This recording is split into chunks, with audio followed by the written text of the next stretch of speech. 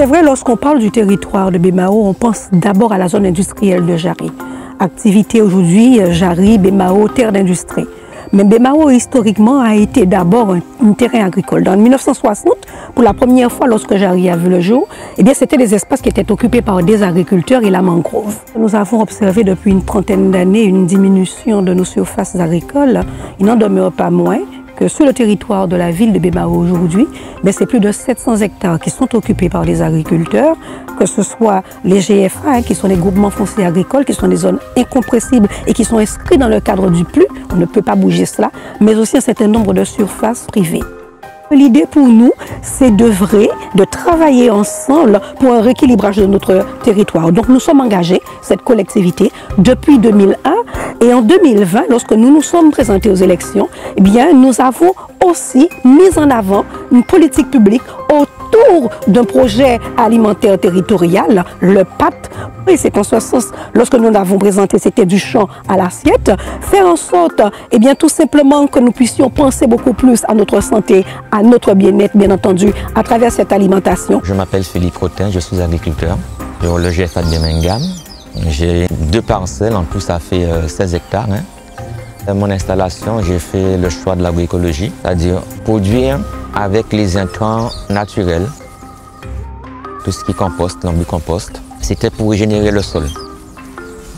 On s'est organisé une association d'agriculteurs. On a eu beaucoup d'échanges avec la collectivité Bémao pour savoir qui on est et ça a beaucoup évolué. Et puis on s'est organisé avec des circuits courts, on a créé des marchés, on a créé des événements comme Joie Tradition pour faire connaître et présenter dans une vitrine tout ce qu'on sait faire. Et c'est là qu'on a découvert qu'il y a beaucoup d'agriculteurs qui sont vraiment très performants, très innovants et qui ont un savoir-faire à organiser. Maintenant, nous sommes reconnus en tant que partenaires et acteurs économiques et réussir ça juste à côté de Jari, c'est fort.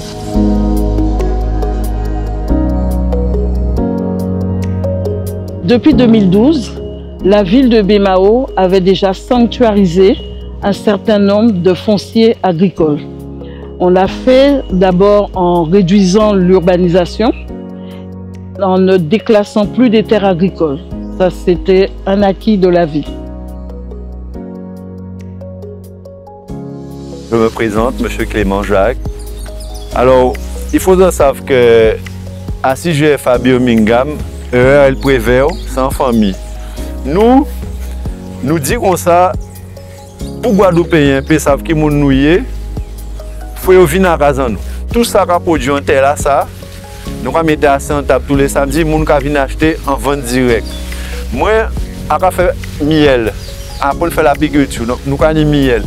Maintenant, dans la transformation, sans famille qui travaille ici. Et des fois, nous avons des gens qui viennent de nous. Mais c'est tout d'abord, nous avons un système économique. Nous avons fait visite à l'exploitation. Nous avons une partie touristique aussi. Et nous avons une partie agricole. Donc, nous avons lié ces deux-là, nous avons lié ensemble. Et ça va permettre aussi que les gens qui sont en Guadeloupe viennent voir les gens qui travaillent différemment. Et donc, c'est voilà nous, en tant que grands, de transmettre ça, des baillots. L'idée là, ça aussi, d'installer un terre. C'est ça, bien là. En termes de sources d'inspiration, je tournais beaucoup sur la Guadeloupe parce que j'étais moi-même technicien et donc je voyais beaucoup de grands agriculteurs, des agriculteurs qui avaient déjà un certain nombre d'âge. Par exemple à Saint-François de M. Sizam Bastaro, au Lamentin de M. Jean Théodore. C'est des gars qui sont toujours là et qui pèsent en agriculture. Tous ces gens-là m'ont donné, si vous voulez, la force, le courage. C'était des combattants, c'était des gens qui voulaient pour que la Guadeloupe puisse nourrir son peuple. Donc j'ai été inspiré aussi par eux. Et par bien d'autres, puisque c'est ce qui nous a permis aujourd'hui d'être ce qu'on est.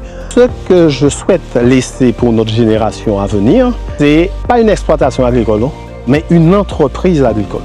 L'entreprise doit être capable de se nourrir, de nourrir ses employés, de créer des bénéfices, d'investir, de se projeter dans l'avenir. Cette année, nous fêtons les 100 ans de l'enseignement agricole en Guadeloupe. L'enseignement agricole a démarré en 1924 avec l'initiative de M. Alexandre Buffon, ce président qui a voulu permettre aux jeunes et à l'époque surtout aux mères de pouvoir équilibrer l'alimentation de leurs enfants. Donc on était sur l'alimentation axée à 100%. Juste après la période de la guerre, c'était véritablement très important. Et les deux collèges que nous avions, le collège masculin et le collège féminin, allaient bien dans cette direction de par le contenu. Aujourd'hui, la stratégie n'a pas véritablement changé, mais nous aurions souhaité pendant les 12 mois de l'année 2024, c'est-à-dire depuis le mois de janvier, marquer dans les esprits cette présence et ses objectifs. Donc, nous voulons continuer à œuvrer de manière à ce que Biemao puisse être une ville solidaire, une ville durable et qui a compris qu'on ne pouvait pas avancer sans ses agriculteurs.